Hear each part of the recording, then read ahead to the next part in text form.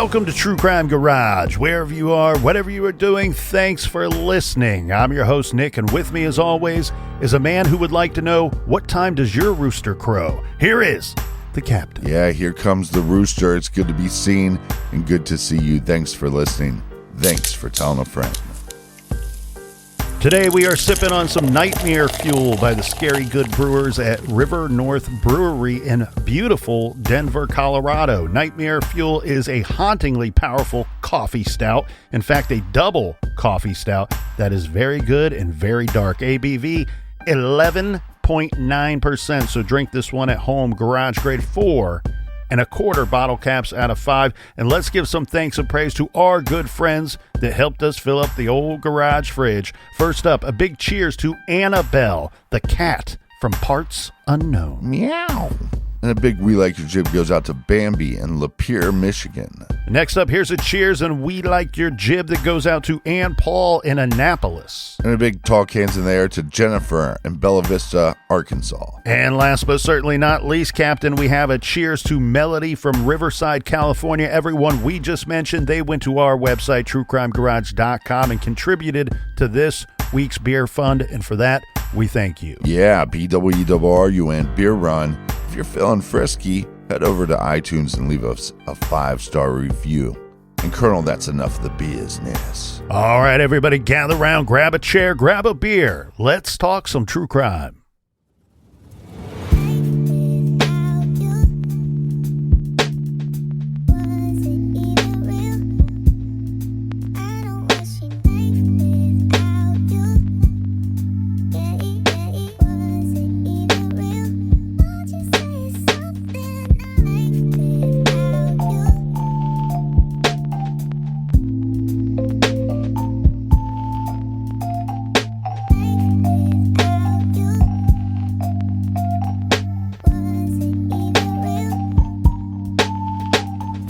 In 1970, more than a half-century ago, 15-year-old Marily Bert set out to do something that kids did most days back then: walk home.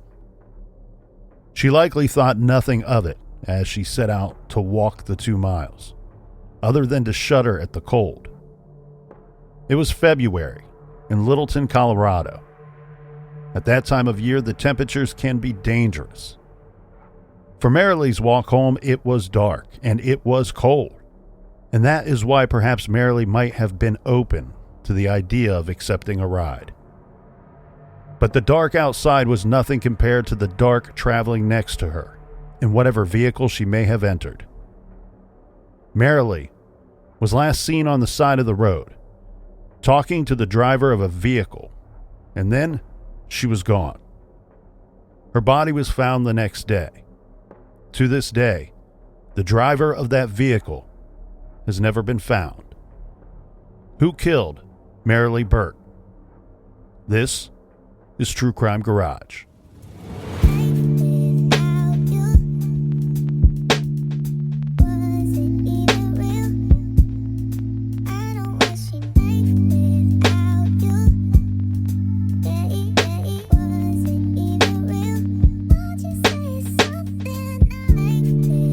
Marily Ruth Bert was born January 28, 1955, to parents Nathan Allen Bert and his wife Sherry.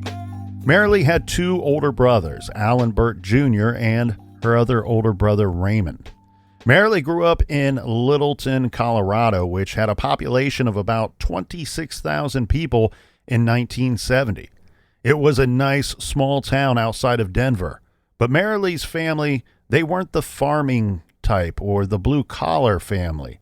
The Berts owned a number of car dealerships in the Denver area and were very well-to-do financially. Her father, Alan, was the VP and general manager of Bert Chevrolet in Inglewood, which was owned by his father, Nathan. Marily's granddad and grandma, Mr. and Mrs. Nate Bert, lived in Inglewood, and her mom, Sherry's parents, last name Booth, lived in Middleton. Marily Bert was about as normal of a kid as you can find.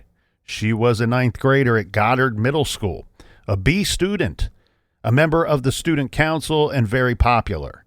Marily was very pretty. She was 110 pounds with blonde hair and a winning smile. She was athletic too, excelling in both ballet and tap dancing. And she loved swimming and diving and was an avid water skier and was on a gymnastics team as well.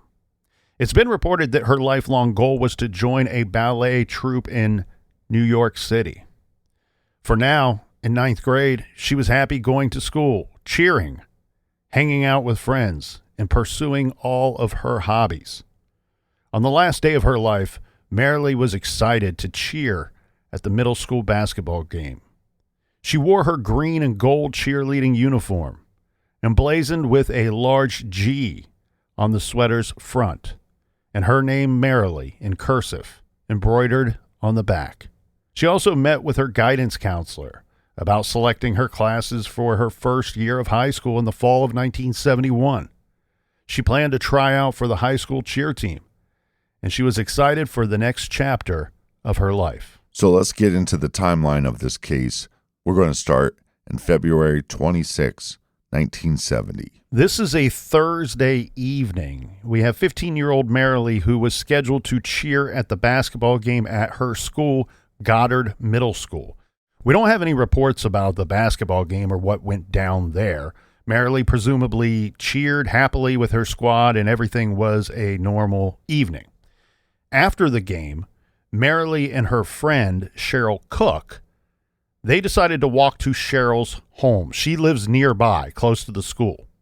Marily called her mother, or called the house, and left a message. And there's varying reports on this message, and we'll get back to it. But what we do know about this message, or the phone call home, Captain, is that somehow her location got lost in translation because she needs a ride home. Her ride never shows up. Now, what we do know is that her mother actually set out in her vehicle and drove to Marily's school that evening, where she had picked up her daughter plenty of times before this night. But on this night, Marily wasn't there. She wasn't standing out front, and she never walked out of the building. So Mom is puzzled. She's sitting in her vehicle, engine on, and she probably got annoyed. And we do know that she went inside. She went inside looking for her daughter. Marily was not at the school. There were only a couple of custodians left in the building cleaning up. None of them had seen Marily since the end of the game. So she's puzzled, she's concerned, and she decides to return home, but she's going to drive slowly because she's looking for her daughter, expecting to see her walking, making her way home. She doesn't see her. In fact, Marily never came home. So later that night, frantic, Mom called around to Marily's friends. This is when she learned that Marily had been at her friend's house. This is Cheryl Cook. But she had left to walk home hours prior. She set out to walk the estimated 2 miles to the Bert home located at 30 Wedge Way, and she's on foot. It's hard to imagine the Berts' panic as they called the Arapahoe County Sheriff's Office to report Marily missing. It was 3.5 hours since Marily had last been seen. So if I'm getting this right, after the game, Marily heads to her friend's house instead of waiting for her mother to pick her up. Police searched for Marily immediately throughout the night, and it didn't take long before there was news. The nude body of a blonde female teen was found on Friday around 1 p.m. This is about 18 hours after police were called. A Jefferson County road crew worker saw the crumpled form partially submerged in Deer Creek and radioed the Jefferson County Sheriff's Office that he had found a dead girl. She lay under a bridge in Deer Creek Canyon. This is 1.5 miles west of Phillipsburg and 6 miles from her home. This was not one of those high overpass type bridges. This was a 1-lane scenic country type bridge over a stream. Crime scene photos show police officers standing on the bridge looking down into the creek where Marily was found, half in the water, half on the rocks. She was dumped off of the low bridge, likely from a vehicle stopped on the roadway. The other side of the roadway was abutted by a rocky hillside. Her clothing was nowhere to be found. all of the following items are missing and was missing from this horrific scene. A green pullover sweater with a large gold G on the front and the numeral 70 on the sleeve with Marily embroidered on the back. A green and gold pleated skirt, a white blouse, a dark nylon windbreaker, and white sneakers. Now, there is no mention of these items in the missing list, but we have to assume that Marily was also wearing socks and undergarments. Also not located was her book bag and the 3 textbooks that she had been carrying that day. Police officers were dispatched to comb the area looking for these items or any other clues to what happened to Marily. A Denver police helicopter was sent up on Saturday to fly over this area where they found the girl, looking for the bright-colored clothing, the book bag, or anything suspicious.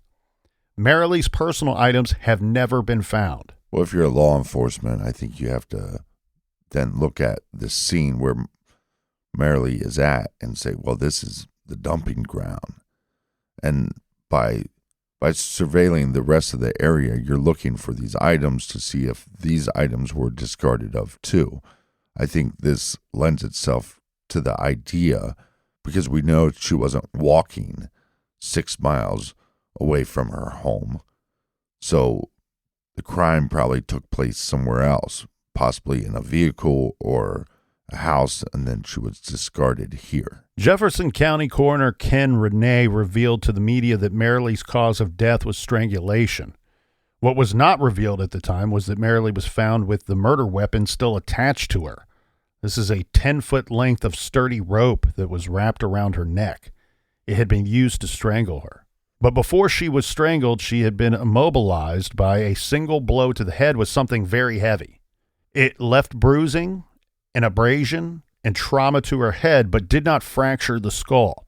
So the blow would likely not have killed her, but was believed likely to have knocked her out. Close inspection of the body detected wood pieces among Marily's fingers and metal shavings in her hair. These shavings were described to a reporter for the Denver Post as similar to those found on the floor of a machine shop. The coroner also told the media that there was evidence that Marily had been sexually assaulted. A sexual assault kit, hair samples, and fingernail scrapings were collected. A funeral for Marily was held on Monday, and it's hard to contemplate just how somber that must have been. Marily was full of life on Thursday, and within 3 days, her parents were at her gravesite. This from the Denver Post blog. Quote, at her funeral at the First United Methodist Church, Reverend Fred Venable described Marily as an angel with the proper amount of mischief to make her superbly human. End quote. Well, and the whole town must have been shook up because of this, because at that time, there's a lot of people that walked home from school events or walked home from school. To set the stage here a little, the area where Marily had gone missing from, this is Columbine Valley.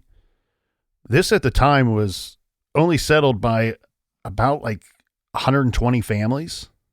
So there's not a lot of people here.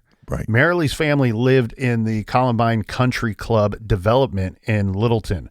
When news got out that a girl from a respectable family in a high-end area had been murdered and dumped in Deer Creek Canyon, people were shocked, horrified, and, of course, devastated. When the Jefferson and Arapahoe County sheriffs requested anyone who had any information at all to please come forward, the community called in about 70 tips.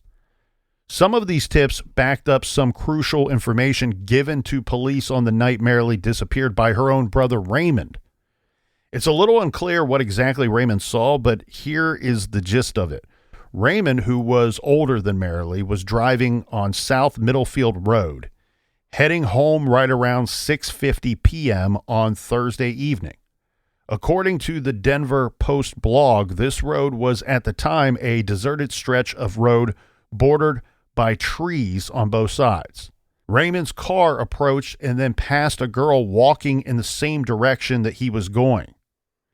And he saw a truck flash its lights, pull over, and stop right where the girl was walking on the side of the road. Now, of course, people have questioned why Raymond didn't in the moment recognize that the girl he saw walking was his sister. We have to keep in mind it's dark out. He was driving by probably fairly fast, and he saw the girl from the rear. She's going in the same direction that he's driving toward their home. He did not see her face, and Marily reportedly did not typically wear her hair in pigtails. So she's wearing pigtails that day. So it didn't occur to him in the moment that the girl walking on the side of the road was his sister. And the whole thing probably happened very quickly. He got a flash of the girl, and then the truck pulled over, and that was it. I think this is a piece of information that's rightful that people question, because she would have been wearing her cheerleading outfit, but because he saw her from the backside, she would have also been wearing her book bag, which would have basically covered up any distinguishing marks that he would have seen as far as clothing or anything that he would recognize easily. Correct. And keep in mind, due to the cold, due to the time of year, she had a lightweight jacket on over top of that cheerleading outfit. This information, though, Captain, is a really good clue for the police and their investigation. Captain Stanley Smith of the Jefferson County Sheriff's Office told the Associated Press, quote, "All indications suggest that the girl in pigtails was Marily Bert." But I'm guessing he was questioned by law enforcement. Raymond was grilled by police about every detail relating to the location where he saw his sister.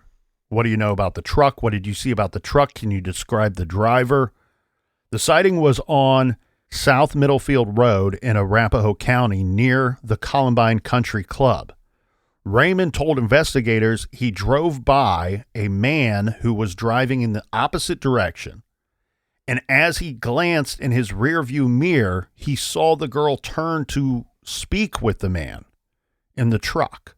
Raymond was able to remember some of the truck's physical features, but police never released any sketches or photos of similar trucks, but they did issue a request to the public to call in information about this vehicle, described as a pickup or a carryall, which I had to look up what a carryall is. That's not a term that we use in my neck of the woods.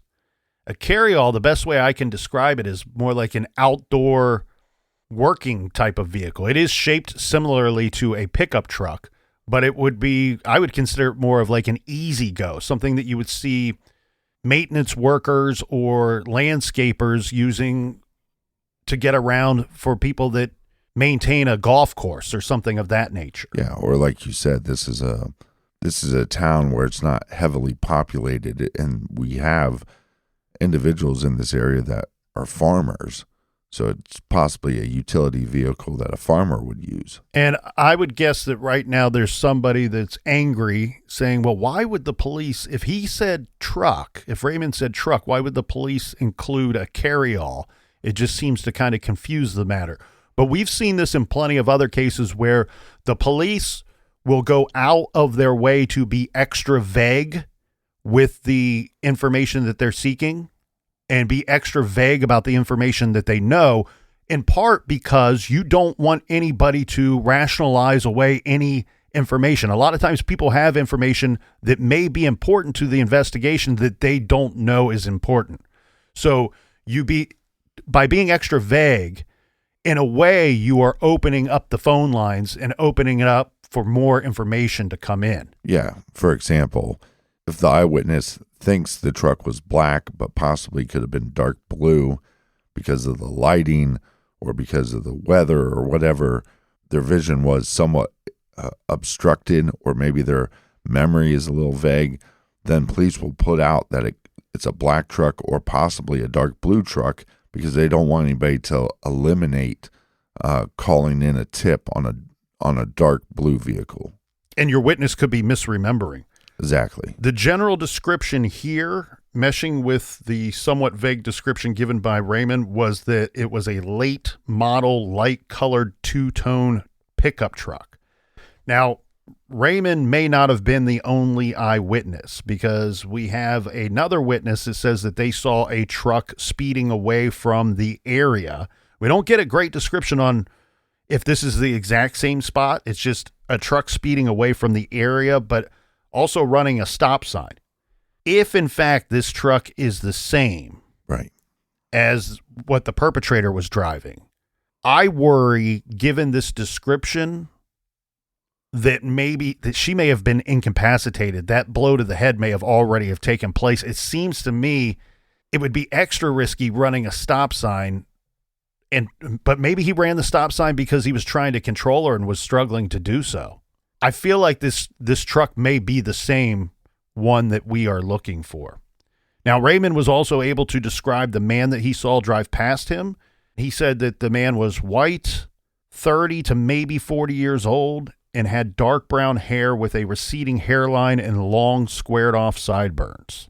It's worth mentioning that at least one of the tips also mentioned that the car had pulled into Middlefield Road at about 6:50 p.m., which is exactly the time when Marily was seen near the truck.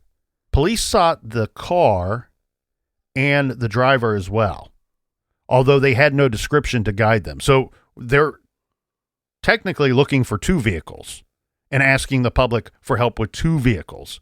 But one of the vehicles, a car, other than saying that it was a car, they have no description for it. We don't know if police were ever able to track down this car or, of course, the driver that went with it. The Jefferson County Sheriff's Office was involved in the investigation because Marily was found in their jurisdiction. They dispatched 8 investigators to go door-to-door canvassing families who lived near the dump site to see if they had seen anything. Now, note, we'd already mentioned this is a remote area, so the chances of having additional witnesses are very slim. Of course, the abduction was believed to have happened in Arapahoe County, and that's where Marily lived. And you see this a lot of times with older cases. We have 2 jurisdictions working this investigation, Arapahoe County and Jefferson County. She lived in Arapahoe. Her body was found in Jefferson. Both were heavily involved in the investigation. They assigned about 20 men under the leadership of Inspector David Tetch to investigate what had happened to Marily. Several investigators were assigned to talk to everyone Marily knew, and others were assigned to look into all sex offenders known to police in the area. Englewood Police Department contributed 3 detectives to the investigation as well, running down tips and looking into similar crimes. The Arapahoe Sheriff's Department worked around the clock, holding meetings behind closed doors, interrogating witnesses, and brainstorming for ideas. Authorities revealed that they believed whoever picked up Marily in the truck, that he was someone she, quote, knew and trusted. This is according to the sheriff. This is because they learned that Marily's parents had a strict policy about any of their kids not accepting rides from strangers. So it was felt that Marily, by all accounts, a good girl who followed the rules, would not have ignored her parents' rules. But doesn't this become more complex because it's such a small community? So she would know a lot more people. And so the idea of how well you need to know this individual before you get or before you accept a ride from them. Well, and she's outgoing, she's popular, and she's in 9th grade. Right. Just that day alone, we talked about she was at school. She met with the guidance counselor. She went to the basketball game after school. She was a cheerleader at the basketball game. She went to a friend's house. Marily knows a lot of people. So this may, in some ways, may shorten your list or it gives you a nice theory to be working. I don't think it trims down the possibilities very much, to your point. Now that we have a rough description, and I'm sure law enforcement has more details about this description. If I'm law enforcement, I'm going and questioning everybody at that basketball game to see if anybody saw this individual's vehicle at the basketball game during the time that she was cheerleading. Police concluded that Marily knew the guy, even if it was just on the fringes of her social circle. It could be something as simple as a parent of a friend or a teacher or an administrator at the school or a coach. It could also be somebody that knew somebody that she knew. As we mentioned, it was dark and it was cold. She may have been more willing to get into a vehicle due to the circumstances. And I keep saying this, that may have been willing to get into the vehicle, because we don't know for certain that she wasn't pulled into a vehicle after talking to the driver. She may not have been willing to get into a vehicle at all. But as said, it was cold. It was dark. Her books were heavy, and the vehicle may have looked warm, and the man may have seemed nice. And it is possible that she just got in and accepted the ride.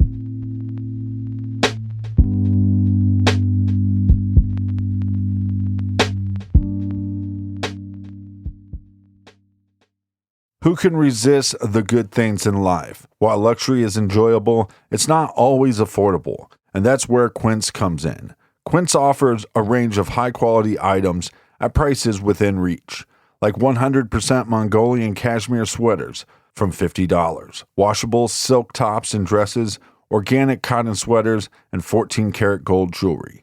The best part? All Quince items are priced 50 to 80% less than similar brands. By partnering directly with top factories, Quince cuts out the cost of the middleman and passes the savings on to us. This is why I love Quince. I don't just have one, I don't just have two, but I have 3 Mongolian cashmere sweaters.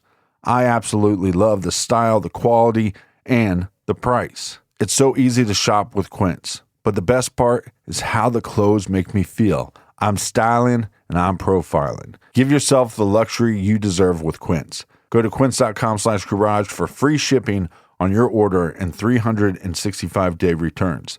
That's QUINCE.com/garage to get free shipping and 365-day returns.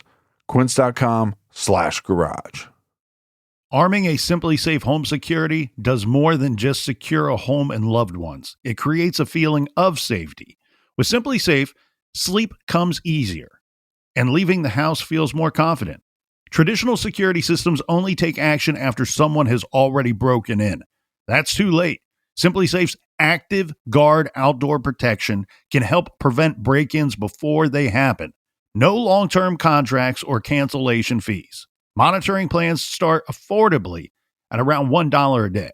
60-day satisfaction guarantee, or your money back. I love Simply Safe because I believe that Simply Safe is simply a better security system. I have had other antiquated systems in the past where the tech simply did not keep up. Simply Safe is fantastic for whole home and whole business complete security. Motion detection, light activation, doorbell cameras, additional cameras. Protect your business, protect your home, and protect your family with Simply Safe. Take it from me. They are the most complete system on the market today. Visit simplysafe.com/garage to claim 50% off a new system with a professional monitoring plan and get your first month free. That's simplysafe.com/garage. There's no safe like Simply Safe.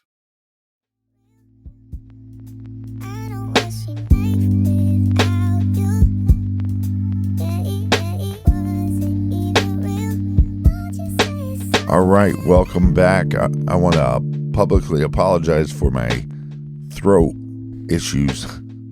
I'm struggling through, but we'll make it through, Colonel. Cheers to you. Cheers to you. I was considering calling you by a different name so the listeners would think that that there was a stand-in today, like a special guest. Yeah.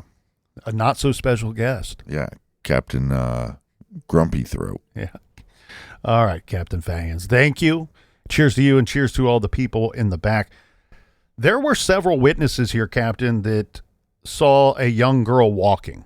Okay, and as we heard earlier, the sheriff is pretty convinced, based off of these statements and what they probably know about the case, tying everything together, it just seems likely that the girl that everybody saw was our victim, Marily Bert. Now, this is due to the fact that some of these witnesses saw a girl walking at different portions of her route. And all of the portions where somebody reports seeing somebody walking on the side of the road would have been a route that would have been natural for her to take from her friend's house back to her home. Now, no one saw her get into the truck, but nobody saw her walking after that. So it also seems likely that this truck is what we should be looking for as well. Right. Raymond, her brother, later said that when he realized that Marily was not home, he realized that it was her, likely her that he had seen. He goes back to the spot. There's once they believe her to be missing, he and some others go back to the spot where he had seen the girl talking to the truck. No truck, and of course no Marily is there, and there's no sign or indication of what took place. Well, like you said, we have missing items, clothing, backpack, jacket, all those things. So they didn't find any of that at the scene where he believes that she would have got into that truck. And considering the sheriff and police being so adamant that Marily was likely picked up by someone she knew, let's go beyond the rule, right, established by her parents. We have to keep in mind, as you've already pointed out, this is a smaller community.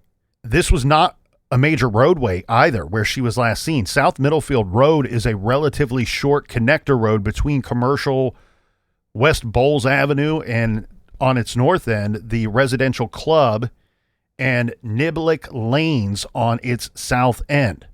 Its span is all basically in and around the golf course community. Now keep in mind though, one thing we do know about the description is that whoever was in that truck was driving a road that led only to and from the golf course residential community and the Columbine Country Club facilities.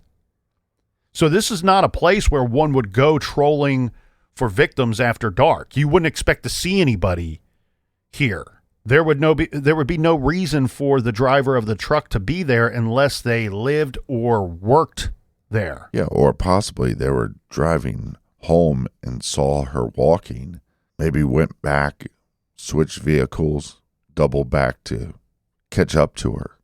Within days of Marily's murder, the Metropolitan Denver Automobile Dealers Association announced a $5,000 reward for information about the case. Now, that is a lot of money in 1970. In fact, I would like to have $5,000 right now. Yeah. And plenty of tips were called in. Keeping investigators busy, keeping track of all the tips and running them down was incredibly time-consuming in 1970, the days before computers and cell phones. On March 6th, the Arapahoe authorities released more information.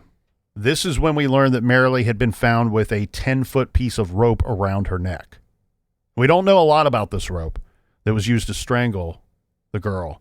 No photos of it have been released, so we don't know what it looked like. We do know that the rope was sent to the FBI for analysis. Reportedly, they found a black hair on the rope. Marily was blonde. But at the time, hair analysis was useful only for comparison, and even then, it was done imperfectly by imperfect humans using microscopes. But like you said, the brother says this could be a pickup truck or it could be some kind of utility vehicle that you would use on a farm or maybe a golf course. If I'm law enforcement, I'm going to this golf course to say, do you have a vehicle that matches this description? Because the 10-foot rope would lend itself to be something that maybe you would have on a utility vehicle if your job was maintenance. Well, and you're working off the theory that she may have known the attacker, may have known the killer, and even if it's in some weird roundabout way. But smaller community, and keep in mind where she is believed to have been picked up. It's described by the people that live and work there that this is a stretch of road that would only be traveled by people that live or work there. And then where she's found underneath this scenic bridge, right, is a location where I don't think that they ended up there by accident. I think that now I have something I've got to get rid of, and they chose to go to that location, meaning this is a location that would be known to the locals.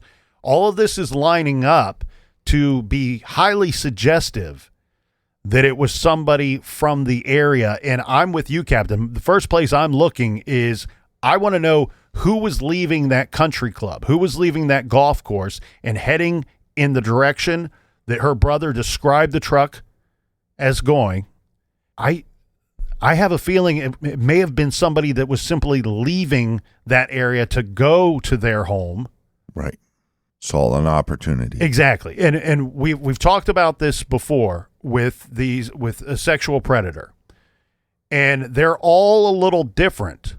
But keep in mind, some of them, at the very basic of level, you have the abilities. Well, so if I'm law enforcement, I'm going to that golf course and saying, hey, do you have a vehicle that matches this description? And who works here? Who's members here? And do they have any connection, whether it's their daughter is friends with her or they are on the same cheer squad, or is there any connection between any worker there and Marily? But we have the three abilities that we always want to keep in mind: desirability, vulnerability, and availability. Right. Sometimes it only takes one of those for a predator to see an opportunity. Regarding this hair that was found on the rope, as said, it can only be used for comparison. I wouldn't put a lot of weight into that. What I'm hoping, Captain, is that we do have some suspects that were ultimately ruled out in this case. I'm hoping that none of them fall into the category of having been ruled out based off of this hair. That may be key to solving it or leading you to the right guy, or may have no connection to the killer at all. We also mentioned that the coroner believed that Marily was raped. We can presume that this meant that seminal fluid was detected and hopefully collected. Back then, the only way this would prove useful was for blood typing. Right. From a semen sample, the investigators could learn the suspect's blood type, but again, that was only helpful for elimination purposes, and even then was only able to eliminate those of a different blood type. Which seems like not that big of a deal, but I think in a small community that could help. You also have secretors and non-secretors. We've talked about that in other cases. Right. And sometimes that can be useful as well. Let's talk about the metal shavings for a moment. Police said they were found in Marily's hair. We don't have her clothing, right? The clothing was never found.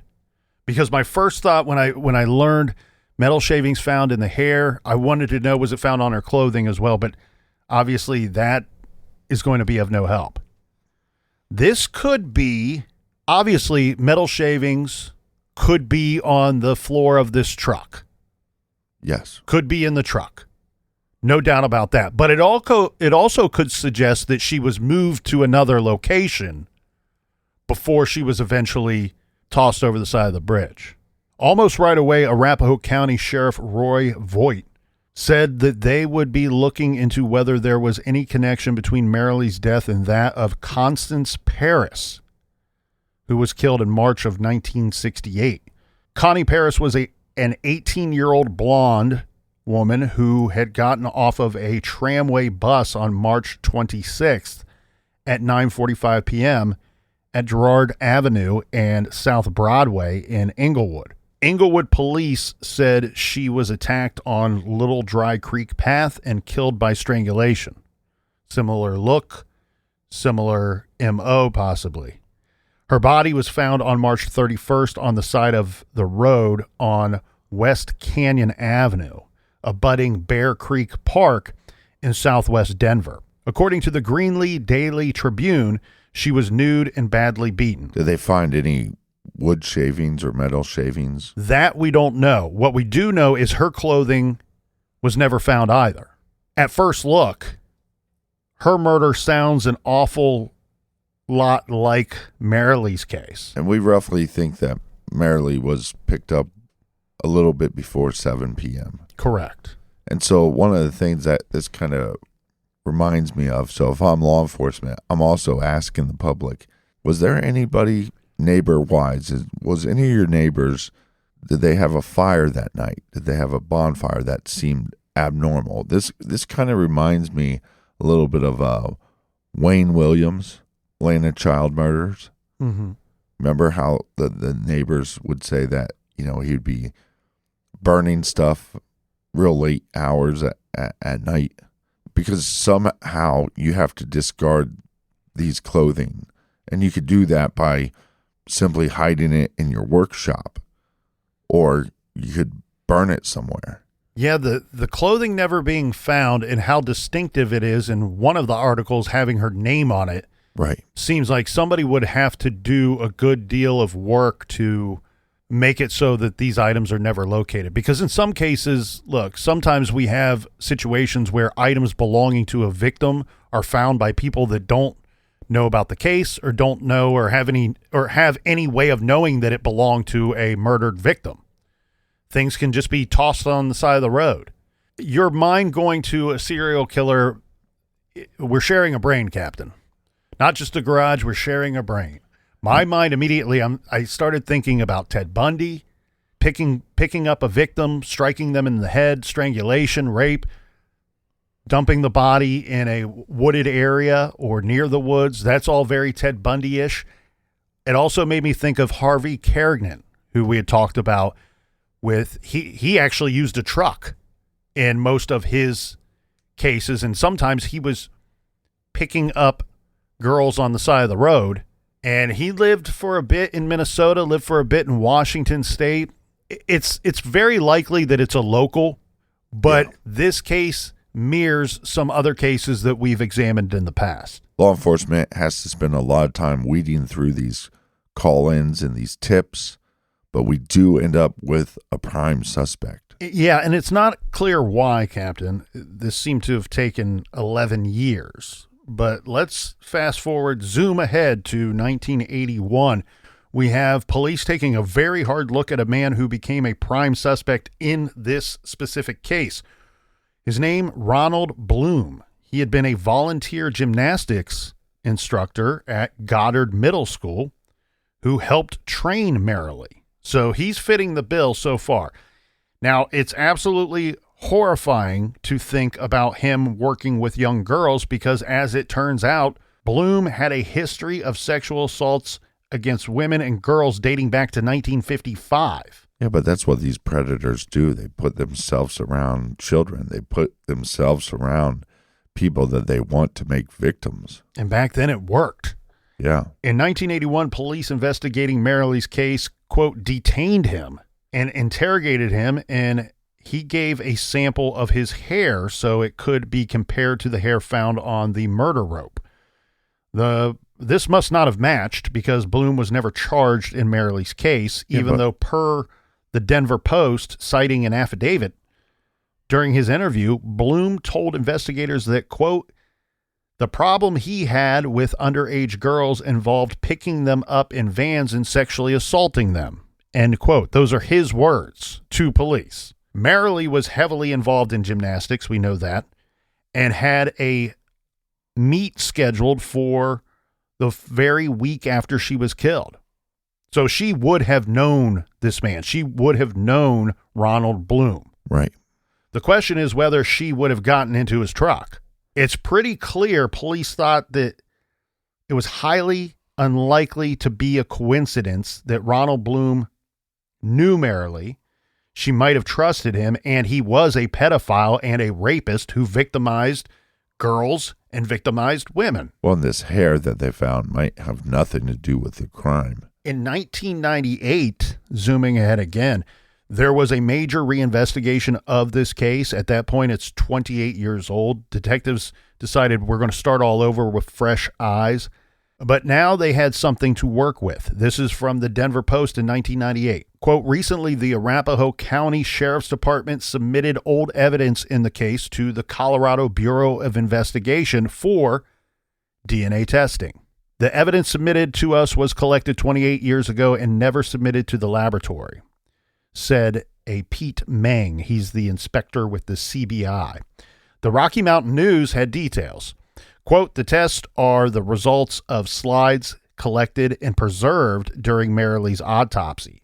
Tom Henry of the Denver Medical Examiner's Office found the slides still in the original sealed envelope while making one last sweep through the office's files. The discovery gave new life into a stalled investigation. Analysis of the slide samples determined that they contained sufficient biological material to develop a full DNA profile of the offender. And so this is coming from the the semen sample? We can't say for certain, but that's what would make the most sense. Right. And what we do know is 1998 was the year that CODIS, the National DNA Database of Convicted Offenders and Arrestees, this is when that got up and running in every U.S. state. But many of the states had statewide databases operating before 98. And Colorado, fortunately, was one of them. They submitted the DNA samples, and searching through these databases, they were hopeful to find a match. They did not. This is short-lived hope for finally solving this case.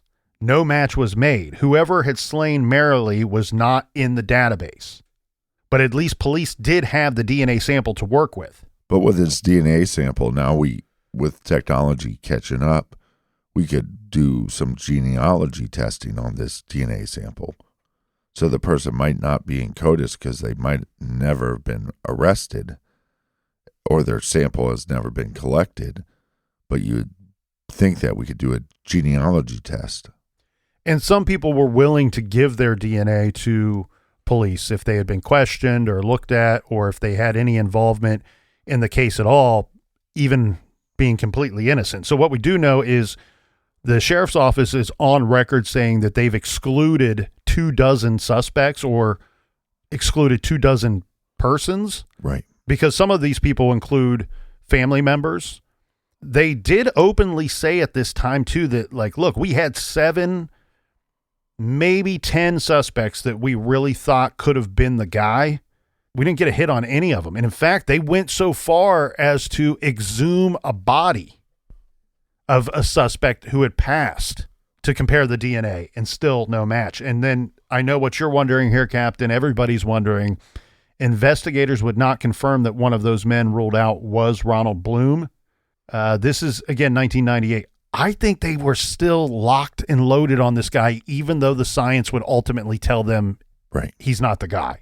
They had a hard time moving off of him. He knew the victim. He told the police. Can you imagine? You're a detective. You're questioning this rapist pedophile guy. Yeah. And he tells you, he didn't even hide from it. He says, I have a problem. My problem is picking up girls and women and sexually assaulting them. Well, it's hard for our brain sometimes to wrap around the idea that there's different spectrums of monsters. To think that somebody could kidnap somebody, rape them, but not be a murderer doesn't seem to make a lot of sense. And this guy is telling you, yeah, I'm a bad dude. I am a monster, but I'm not a monster that kills. Well, and we've talked about the old pervert roundup a dozen times, maybe 4 dozen times on this show. I'd love to make a t-shirt about it, but I don't think anybody would wear it. It would be confusing. The old pervert roundup club. To see a man sitting there enjoying a salad at the Olive Garden wearing a pervert roundup t-shirt. Right. Not something that's going to sell well on Etsy. Shout out to Olive Garden, # not a sponsor. # love their breadsticks. Yes. Here's the thing. So while they couldn't move off of this guy, in all reality, just like you were saying here, Captain, Ronald Bloom, absolute creep. He's a creep and he's a rapist, but he wasn't Marily's killer. We know this based off of a DNA comparison that did not match. It excluded him.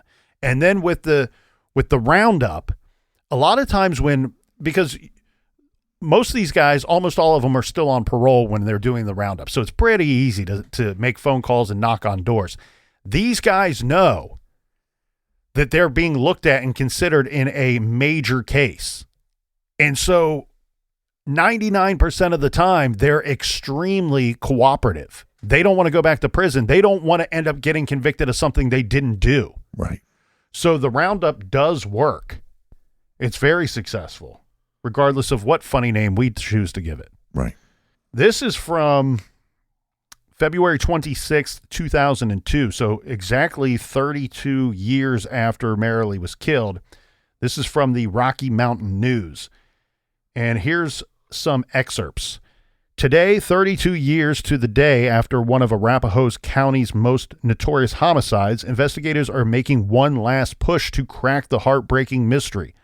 Witnesses and suspects are getting older. They are dying, said investigator Bruce Isaacson.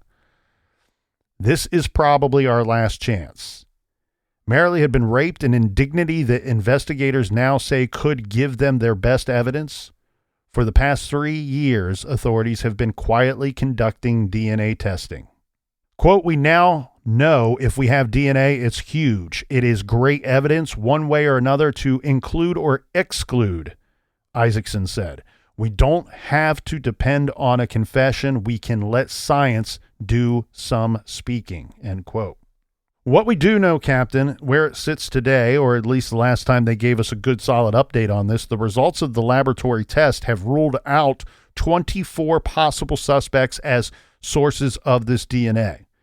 The people tested included a child molester who knew Marily and moved to the top of the suspect list after he told authorities he probably had feelings of wanting to have sex with her. The convicted pedophile was identified years ago as the prime suspect in the slayings. His DNA has been tested twice. They couldn't move off of this guy so much that they tested him twice. Right. And of course, we know that it did not match. Authorities racing against the clock, have also tested the DNA of 2 dead men. Let me say that more. Of 2 dead men. In one case, the man's DNA was on file from an autopsy. In the other case, investigators persuaded the suspect's parents to give samples. Both men were cleared. The majority of the suspects were more than willing to be tested, said the investigator. Marily's friends and family hope that the DNA will lead investigators to her killer, but said the process of excluding suspects has also brought some peace. Since the slaying, Marily's mother, Marily Bert, has devoted her time to working with victims programs, particularly Courthouse Inc., which provides court-ordered housing for young girls, many of whom are the victims of sexual assault. One of the homes is named after Marily. Bruce Isaacson and Rick Falstad, the Arapahoe Sheriff's investigators, who were assigned to work Marily's case after the DNA samples were analyzed. Their job was to cull through the list of 140 men mentioned in the initial reports. Some were listed as witnesses rather than suspects, but they all needed to be revisited. By 2002, they had already contacted 100 of the 140. Here's a little more from that Rocky Mountain News. This was the friend, Cheryl Cook, the friend whose home Marily left the night that she was killed. She said that she was pleased to hear that authorities haven't given up on solving the crime. She said that that would be so great for Marily's mom. It was just such an awful, awful time. I would love for her to be able to know even if the person is dead. She went on to say that sometimes she dreams about the day her friend disappeared, adding, "You are 15 years old. Your girlfriend leaves your house and you never see her again. Everything just kind of changed after that. I'm going to be 47 this year," she said. "I think, my God, we were 15. Look at all the years she didn't get." Sadly, Marily's parents have passed away without having any closure or answers to who did this to their daughter. But this is a very solvable case with technology. And we were hearing as late as 2019 here, Captain, that this is from the investigators, from the authorities working the case, saying that it's the second oldest unsolved case in the area. It's probably the most notorious unsolved case from yesteryear. They did go on record saying that the case still draws about a half dozen or so tips each year.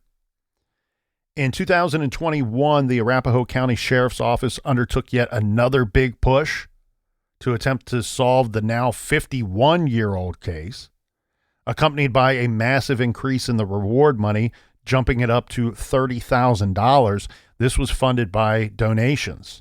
Sheriff Tyler Brown said the substantial increase in the reward hopefully allows us to collect more information and bring the suspects in the Marily Bert case to justice.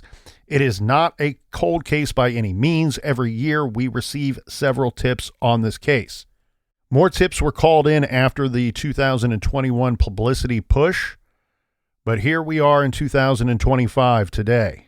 and nothing has been resolved. Quote, "There's got to be someone out there who knows something," said Marily's nephew, Trevor Bert. It really seems that if someone knows anything about Marily's case, they would have come forward by now. It's been 55 years. If anyone had found her cheer uniform or her book bag or books, police would almost certainly have said as much. Police have said no tip ever led them to the truck. It remains unidentified. The $30,000 reward has gone unclaimed. A case-breaking tip seems very unlikely at this point, but luckily, as you said, Captain, we have the DNA. Of course, knowing that they have DNA, we all hope that the sheriff's office is using forensic genealogy to attempt to solve Marily's case. It seems likely that this is the only way Marily's case will be solved at this point.